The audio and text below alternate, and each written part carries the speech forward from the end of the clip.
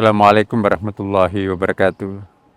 Sahabat Liputan 6 yang sama-sama dicintai dan diberkahi Allah Subhanahu wa taala. Kembali kita berjumpa lagi dalam suasana batin yang sangat indah seperti sekarang ini.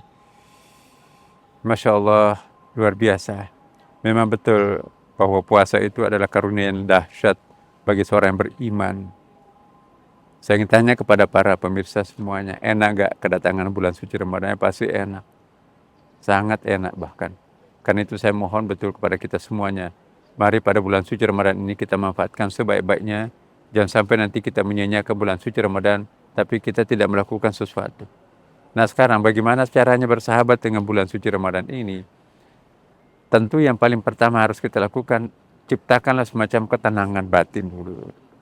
Segala sesuatu yang kita lakukan dengan tenang, damai, syahdu, sejuk, ya, maka itulah nanti akan melahirkan sesuatu yang sangat istimewa.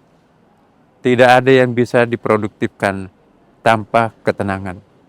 Tetapi hati yang tenang, pikirannya lurus, jiwa yang lembut, langkah-langkah yang tegar menuju kepada Allah Subhanahu wa taala.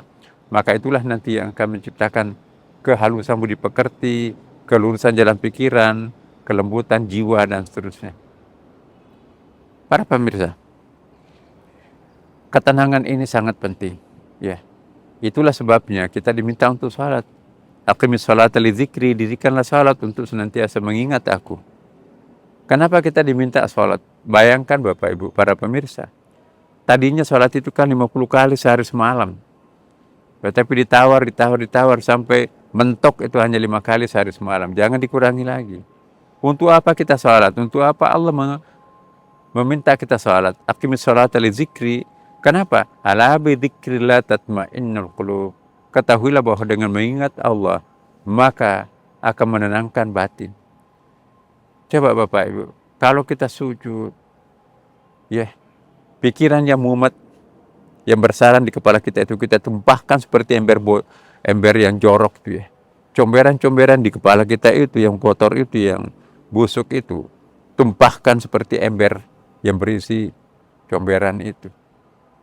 Bangkit lagi, kita bilas air pensucian itu, tumpahkan lagi sujud kedua, bangkit lagi, at-tahiyatul mubarakatuh sholawatut thayyibatul lillahi assalamualaikum ayuhan nabi dan seterusnya kan. Itulah pensucian batin sebetulnya. Makanya itu kalau kita sholat mengikuti ketentuan-ketentuan sofistiknya sholat itu, maka itu obat paling mujarab tuh. Tidak perlu ke psikolog dan tidak perlu makan obat penenang. Lakukan sholat setenang-tenangnya, sekhusyuk-khusyuknya, maka itu separuh penyakitnya itu akan habis, akan hilang. Maka perhatikan apa yang harus kita lakukan pada waktu sholat. Itu diawalikan dengan wudhu. Wudhu itu Bapak Ibu sekalian, itu para psikolog, para neurolog juga menganggap itu kita harus menurunkan beta ke alfa. Beta itu 24% pergerakan otak itu kan. Nah setelah kita berwudu dengan air sejuk, itu bisa turun menjadi alfa sekitar 12%. Pakai baju bersih, menghadap ke kiblat, itu shock terapi untuk menciptakan keheningan. Allahu Akbar, inna salati wa nusuki wa mahyaya wa mati lillahi rabbil alamin. Sesungguhnya salatku, ibadahku, hidupku, bahkan matiku hanya untuk Engkau ya Allah. Bagaimana kita nggak tenang? Jadi kita menjadi manusia langit di situ kan. Allahu Akbar. Ya, kita lipat diri kita, badan kita seperti ini ya. Ini kayak mayat kan. Pasrah kan. Iya karena Buddha hanya Engkau yang kami sembah.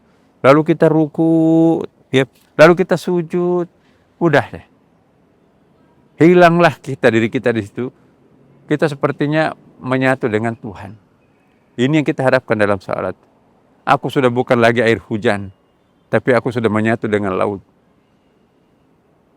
Apakah masih air hujan namanya kalau kita menyatu dengan laut? Warnanya sama, rasanya sama. Aku sudah bukan laut. Itulah yang sering dikatakan oleh para ulama tasawuf ya. Al-'abid wal ma'bud wahid. Yang menyembah dan yang disembah itu menjadi satu. Inna lillahi wa inna ilaihi raji'un. Kita kembali kepada asal kita semuanya.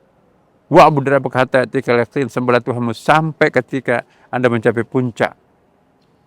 Nah, kalau ketika seseorang menyatu dengan Tuhannya, mau menyembah siapa lagi? Nah, inilah yang saya harapkan Semoga puasa kita kali ini masuk kepada puasa yang khawasul khawas. Jangan hanya puasanya orang fikih, tapi ini adalah puasanya tarekat, puasanya ahli haqiqah. Maka itulah nanti yang akan mengorbitkan kita untuk sampai kepada puncak. Mari kita mendekati Tuhan melalui puasa. Mari kita menyatukan diri kita dengan Tuhan melalui amaliyah Ramadan. Insya Allah, maka kita akan berada dalam genggaman Tuhan. Selamat tinggal kerakusan, selamat tinggal kedaliman, selamat tinggal dosa maksiat. Kita menemukan jalan kita menuju Tuhan. Semoga kita sampai berjumpa dengannya. Wassalamualaikum warahmatullahi wabarakatuh.